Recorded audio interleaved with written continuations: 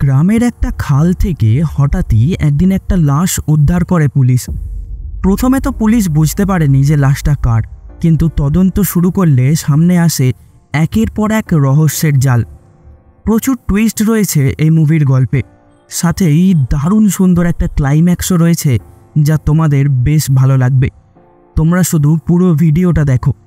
বলছি 2023 সালে মুক্তি পাওয়া Malayalam police crime drama purusha প্রথম মুভিটার কথা, যেটার অর্থ হচ্ছে মেল ঘোস্ট।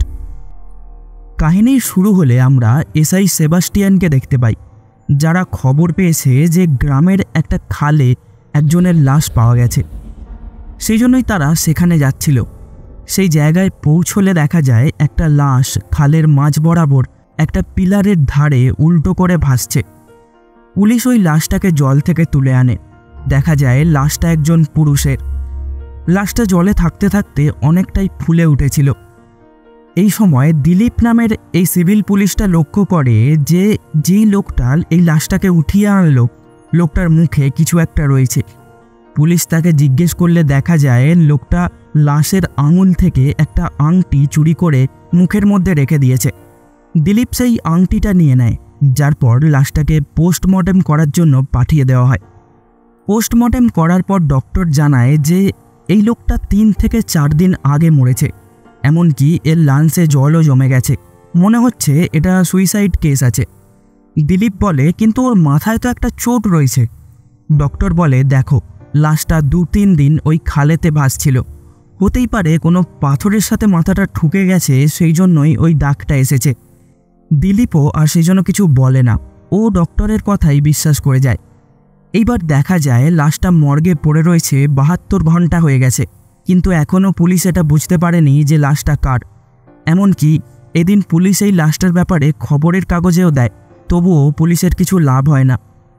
ডক্টর এইবার দিলীপকে বলে লাশটাকে এইভাবে ফেলে রাখলে তো হবে না, কারণ প্রত্যেক দিনই কেউ না কেউ মরছে, আর আমাদের হসপিটালটা খুবই ছোট, এখানে খুব বেশি হলে 10টা ডেড বডি মর্গে আমরা রাখতে পারবো।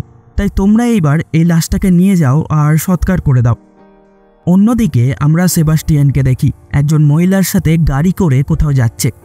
আসলে এই মহিলার সাথে সেবাস্টিয়ান রিলেশনে রয়েছে, যার স্বামী তাকে ছেড়ে চলে গেছে। দিলীপকে সেবাস্টিয়ান এই বলে বেরিয়েছে যে ও একটা গুপ্ত মিশনে রয়েছে, তাই ওকে ডিস্টার্ব না করতে।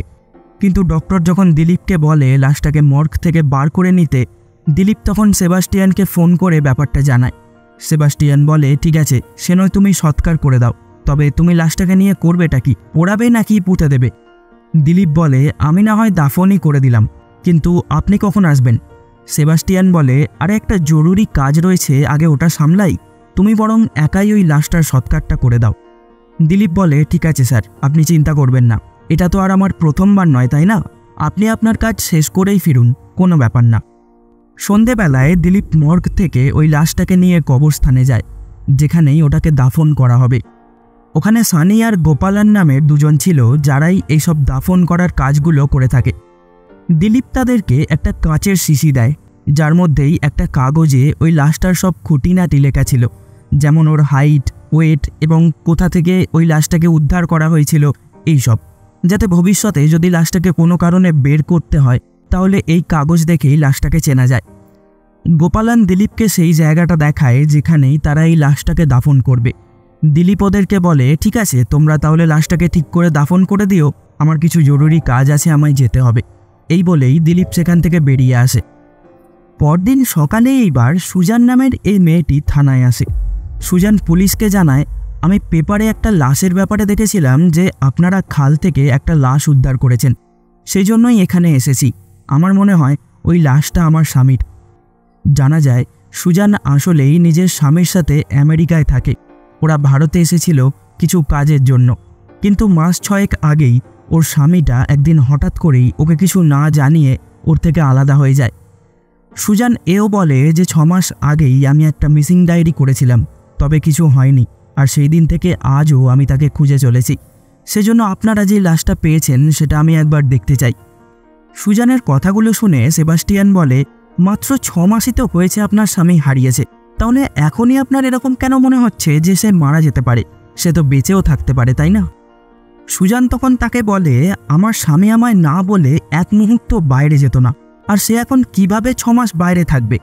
আর যদি সে সত্যি বেঁচে থাকতো তাহলে তো এই 6 মাসে পুলিশ তাকে খুঁজে ফেলতো, কারণ পুলিশও তো তাকে খুঁজছে। সুজান এখানে পুলিশকে ওর স্বামীর একটা ছবি আর কিছু ডিটেলস দেয়। ছবিটা দেখে সেবাস্টিয়ান বলে, না, লাশটার সাথে এই ছবিটার কোথাও কোনো মিল খুঁজে পাচ্ছি না। আপনি ভরসা রাখুন, ওটা আপনার স্বামীর লাশও হতে পারে না। তাছাড়া আমরা তো লাশটাকে দাফনও করে দিয়েছি, তাই আপনি চাইলেও এখন আমরা আপনাকে সেই লাশটা দেখাতে পারবো না। সুজান থানা থেকে চলে যায়। পরদিন সুজান একজন উকিলকে নিয়ে আবারও থানায় আসে। এই দিন দিলীপ সুজানকে জিজ্ঞেস করে যে আপনার স্বামী কি কোনো আংটি পরতেন? তো সুজান বলে না। তখন দিলীপেরও সেই একই লাগে যে লাশটা সুজানের স্বামীর নয়, কারণ তোমাদের মনে আছে নিশ্চয়ই যে লাশটা উদ্ধার করার সময় পুলিশ একটা আংটিও পেয়েছিল। দিলীপ সেই দিন সেই লোকটার থেকে আংটিটা নিয়ে তো নিয়েছিল, কিন্তু ও সেটাকে আর প্রমাণের জায়গায় দেয়নি। দিলীপ সেটা নিজের কাছে রেখে দিয়েছিল। সুজান নিজের কথাতেই আটকে থাকে। ও শুধু একবার সেই লাশটাকে দেখতে চায়। কমিশনারও বিষয়টা জানতে পেরে যায়। সেই জন্য সে এইবার সেবাস্টিয়ানকে বলে, দেখো, ওনারা যখন দেখতেই চাইছেন তো একবার লাশটা দেখিয়েই দাও, নয়তো এটা অযথাই একটা বড় ঝামেলা হয়ে দাঁড়াবে। তুমি চিন্তা করো না, লাশটাকে বার করতে যত খরচই হবে সেটা ডিপার্টমেন্ট দেবে। আমরা দেখি পুলিশ এইবার লাশটাকে বের করতে গেছে, কিন্তু এখানেও একটা সমস্যা হয়ে দাঁড়ায়।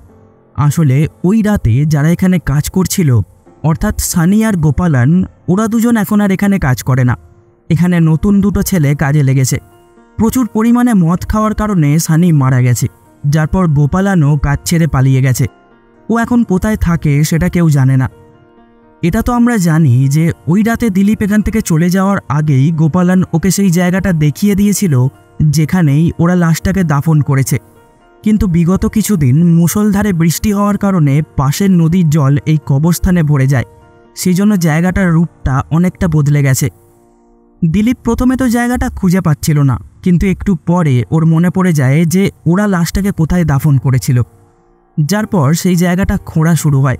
তবে আশ্চর্যজনক বিষয় হচ্ছে সেইখান থেকে কোনো লাশ পাওয়া যায় না, যা দেখে সবাই মারাত্মক চমকে যায়। এইখান থেকেই এই কেসটা একটা বড় মোড় নেয়। এইবার সুজান পুলিশের বিরুদ্ধেই একটা কেস ফাইল করে দেয় যে কিভাবে পুলিশের বেখেয়ালির কারণে কবরস্থান থেকে লাশটা উধাও হয়ে গেছে। তাছাড়া নিয়ম অনুসারে লাশটাকে তো মর্গে 7 দিন পর্যন্ত রাখা উচিত, কিন্তু পুলিশ সেখানে 3 দিনের মাথাতেই লাশটা সেখান থেকে সরিয়ে দিয়েছে। কোর্টের বিচারক তখন পুলিশের এরকম কাজের জন্য প্রচণ্ড রেগে যায় আর বলে, আজ অবধি ওই কবরস্থানে যত পরিচয়হীন লাশকে দাফন করা হয়েছে সেই প্রত্যেকটা রেকর্ডস আমার চাই। সেবাস্টিয়ান আর দিলীপকে সাসপেন্ড করা হয়। সেবাস্টিয়ান তখন দিলীপকেই সন্দেহ করে যে বলো তুমি লাশটা নিয়ে কি করেছো। দিলীপ বলে, আমার কথা শুনুন, আমি নিজেই কিছু জানি না এই ব্যাপারে যে লাশটা সত্যি কোথায় গেল। সেবাস্টিয়ান আর দিলীপ এরপর গোপালন নামের সেই লোকটাকে খুঁজতে বেরোয়, কারণ ওদের মনে হয় যে এই লাশটা উধাও হওয়ার পিছনে নিশ্চয়ই ওরই হাত আছে। অনেক জায়গায় খোঁজার পর ফাইনালি ওরা গোপালনকে খুঁজে পায়। ওরা ওকে ধোলাই করতে করতে জিজ্ঞেস করে যে বল তোরা দুজন লাশটার সাথে কি করেছিস। তো গোপালন বলে, আমরা লাশটাকে নিয়ে কিছুই করিনি স্যার। সেবাস্টিয়ান বলে, তাহলে লাশটা সেইখানে নেই কেন? পরদিন সেবাস্টিয়ান আর দিলীপ নিজেদের সাথে গোপালনকেও সেই কবরস্থানটায় নিয়ে যায় আর ওকে সেই জায়গাটা দেখাতে বলে যেখানেই ওরা ওই লাশটাকে দাফন করেছিল। গোপালন সেই জায়গাটা দেখায়, যার পর ওর দেখানো জায়গাটা যখন খোঁড়া হয় তখন ফাইনালি সেখান থেকে পুলিশ সেই লাশটা পেয়ে যায়। দিলীপের আসলে মনেই ছিল না যে লাশটাকে কোথায় দাফন করার কথা গোপালন বলেছিল। সেই জন্যই যখন আগের দিন দিলীপের দেখানো জায়গাটা খোঁড়া হয় তখন সেখান থেকে কিছুই পাওয়া যায়নি, যার পর জল বহু দূর পর্যন্ত গড়িয়ে যায়। বন্ধুরা, তোমাদেরকে জানিয়ে দিই যে লাশটাকে দাফন করার দিন থেকে এই গোপালনকে খুঁজে আনা, যার পর আবারও সেই লাশটাকে কবর থেকে বের করা, এই সব কিছু করতে 6 মাস লেগে গেছিল। সেই জন্য এখন ওই লাশটার কঙ্কালটুকুই পুলিশের হাতে আসে। ওই খুলিটা দিয়েই পুলিশের পর সুপার ইম্পোজিশনের দ্বারা লোকটার মুখটাকে রিক্রিয়েট করে। আর এইবার রিক্রিয়েট করার পর যেই মুখটা সামনে আসে সেটা হুবহু সুজানের স্বামীর মুখের সাথে মিলে যায়, যেখান থেকে এটা প্রমাণিত হয়ে যায় যে লাশটা সুজানের স্বামীরই লাশ ছিল। সেবাস্টিয়ান আর দিলীপ যখন এটা জানতে পারে তো ওরা হয়রান হয়ে পড়ে, কারণ ওরা একদম নিশ্চিত ভেবে নিয়েছিল যে লাশটা সুজানের স্বামীর লাশ নয়। ওরা দুজন একদিন একটা ক্লাবে দেখা করে। দিলীপ সেই আংটিটাকেও এদিন নিজের সাথে নিয়ে এসেছিল। দিলীপ সেবাস্টিয়ানকে বলে, স্যার লাশটা কিন্তু সুজানের স্বামীর হতেই পারে না, কারণ ওই দিন সুজান নিজেই আমায় বলেছিল যে ওর স্বামী কোনো ধরনের আংটি পরতো না, কিন্তু স্যার এই আংটিটা আমি সেদিন লাশের সঙ্গে পেয়েছিলাম। এইটা জানার পরই সেবাস্টিয়ান প্রথমে তো দিলীপের ওপর খুব ঝাড়ে, যেহেতু এরকম একটা প্রমাণ সে নিজের কাছে রেখে দিয়েছিল। সাথেই সে বলে, এখন আর এই আংটিটাও কোনো কাজে লাগবে না, কারণ সুপার ইম্পোজিশনের রিপোর্ট অনুযায়ী লাশটা তো সুজানের স্বামীরই লাশ প্রমাণিত হয়ে গেছে। দিলীপ তখন সেবাস্টিয়ানের কাছেই ওই আংটিটা ফেলে রেখে দিয়ে চলে যায়। সেবাস্টিয়ান আংটিটা নিজের বাড়িতে নিয়ে যায়। সেবাস্টিয়ান নিজের মায়ের সাথে থাকে। আসলে তার মায়েরও বয়স হয়েছে, তাই তারও শরীরটা খারাপ। তাকে দেখাশোনা করার জন্য একটি মেয়েকে রাখা আছে। মেয়েটি অনেক দিন ধরেই সেবাস্টিয়ানকে বলছে ওর মাইনেটা একটু বাড়ানোর জন্য, কিন্তু আজ ওর রাগের মাথায় কাজ ছেড়ে দিয়ে চলে যায় আর বলে যায়, যখন মাইনে বাড়াতে পারবেন বলে মনে হবে তখনই আমায় ডাকবেন। আর সেবাস্টিয়ান এখন যেহেতু চাকরি থেকেও সাসপেন্ড হয়ে আছে, সেজন্য সত্যিই ওর কাছে তেমন টাকা পয়সা ছিল না যে ও মেয়েটির মাইনে বাড়াতে পারবে। সেবাস্টিয়ান সেই জন্য সেই মহিলার সাথে দেখা করে যার সাথেই ও রিলেশনে রয়েছে। সেবাস্টিয়ান তাকে বলে, তুমি কিছুদিনের জন্য আমার মায়ের দেখাশোনা করতে পারবে? মহিলাটি রাজি হয়। তারপর ও তাকে নিজের সাথেই নিজের বাড়িতে নিয়ে আসে। দেখা যায় বউটা সত্যি সেবাস্টিয়ানের মাকে খুব যত্ন করছে। সবই ঠিকঠাক চলছিল।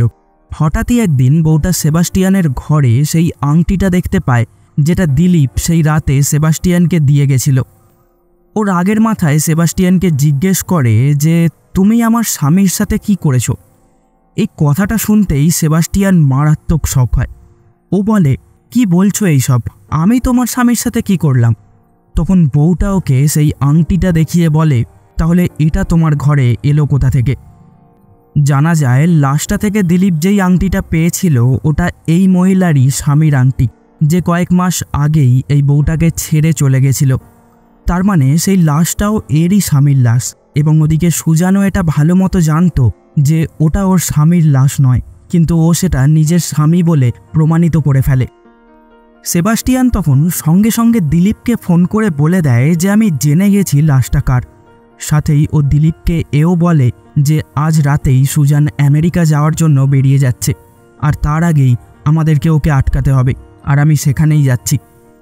দিলীপ তখন সেবাস্টিয়ানকে বলে, স্যার আপনি একা যাচ্ছেন? কাউকে সাথে একটা নিয়ে যান। তবে সেবাস্টিয়ান ওর কথা শোনে না। দেখা যায় সেবাস্টিয়ান একাই সুজানের বাড়িতে চলে আসে আর ওকে বলে, সত্যিটা লুকিয়ে রাখা যায় না, লাশটা তোমার স্বামীর নয়, ওটা অন্য কেউ। সুজান বলে, স্যার আমি বাধ্য হয়ে এটা করেছি, আপনি আমায় ক্ষমা করবেন। তখন সুজানের উকিলটা বলে, আমরা সুপার ইম্পোজিশনের রিপোর্টটাকে টাকা দিয়ে ডিজাইন করিয়েছিলাম, তবে আমরা কাউকে খুন করিনি। জানা যায় সুজান আসলে ওর স্বামীকে ছাড়া আমেরিকা যেতে পারছিল না, কিন্তু যদি এটা প্রমাণিত হয় যে ওর স্বামী মারা গেছে, তাহলেই আমেরিকা ওকে অ্যালাউ করবে। সুজান বলে, আমি কাউকে খুন করিনি স্যার, আমি শুধু এখান থেকে বেরোতে চাইছিলাম। সেজন্য আমি সেই দিন যখন খবরের কাগজটা দেখলাম, তখন সেইখানে দেওয়া ঘটনার সাথে আমার স্বামীর হারিয়ে যাওয়াটাকে মেলালাম। তাই আমি তখনই ভেবে নিয়েছিলাম যে ওই ঘটনার সাহায্যেই আমি আমার স্বামীর ডেথ সার্টিফিকেট তৈরি করব, আর সেই জন্যই আমি এইসব ড্রামা করে ফেলি। আমায় ক্ষমা করে দিন স্যার, আমায় যেতে দিন। এইখানে আমরা দেখি সেবাস্টিয়ান কোথাও না কোথাও সুজানের কথায় বিশ্বাস করে ফেলে ও সুজানকে আমেরিকা যাওয়ার অনুমতি দিয়ে দেয়।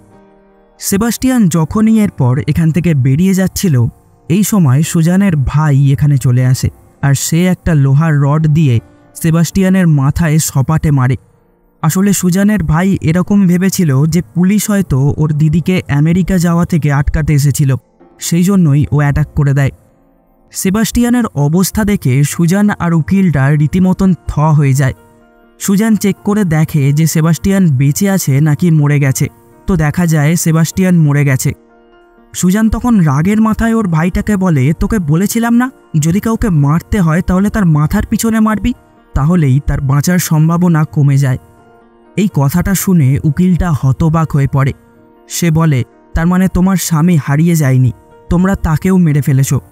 সুজান তাকে বলে, দেখুন আপনি যদি এসব থেকে বাঁচতে চান তাহলে এখনই এখান থেকে বেরিয়ে যান, উকিলটা তখন ভয়ের চোটে সেখান থেকে পালিয়ে আসে। এরপর দেখা যায় সুজান আর ওর ভাই মিলে সেবাস্টিয়ানের লাশটাকে টানতে টানতে একটা কুয়োর ধারে নিয়ে আসে আর লাশটাকে কুয়োয় ফেলে দেয়। সাথেই যে লোহার রডটা দিয়ে ছেলেটা ওকে মেরেছিল, ওরা সেই রডটাকেও কুয়োর মধ্যে ফেলে দেয়। দৃশ্য বদলায়। আমরা দেখি সেবাস্টিয়ান মরেনি, ও বেঁচে আছে আর নিজের বাড়িতেই রয়েছে। ও নিজের জুনিয়রদেরকে বলে যে কুয়োর মধ্যে ফেলার পর ঠিক কী ঘটেছিল। আমরা এইখানে একটা ফ্ল্যাশব্যাক দেখি, যেখানে সেবাস্টিয়ান তখন কুয়োর ভিতরে ছিল।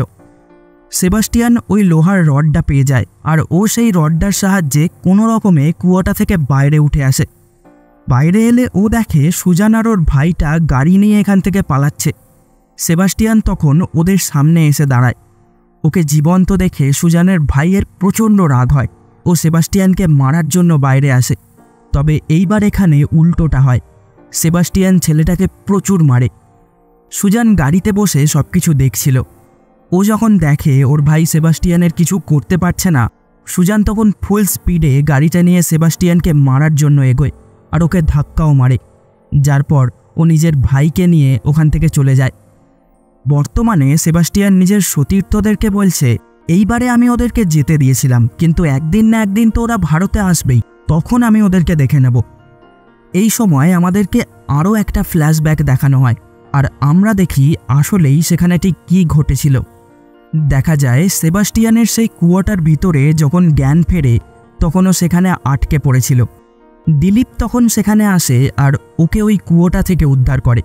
অর্থাৎ সেবাস্টিয়ান এতক্ষণ নিজের সতীর্থদেরকে যা কিছুই বলছিল সেই সব ওর সাজানো ঘটনা ছিল নিজেকে বাহাদুর প্রমাণ করার জন্য। আর এখানেই এই অসাধারণ মুভিটা সমাপ্ত হয়। আশা করি এই মালায়ালাম মুভিটার এক্সপ্লেনেশন তোমাদের ভালো লেগেছে। যদি ভালো লেগে থাকে তাহলে একটা করে লাইক আর শেয়ার করে দিও ভিডিওটাকে। কমেন্ট করে জানিও এক্সপ্লেনেশন কেমন লাগছে। চ্যানেলে নতুন হলে আর এরকমই দারুণ দারুণ মুভির গল্প বাংলায় দেখতে হলে এখনই সাবস্ক্রাইব করে দিও চ্যানেলটাকে।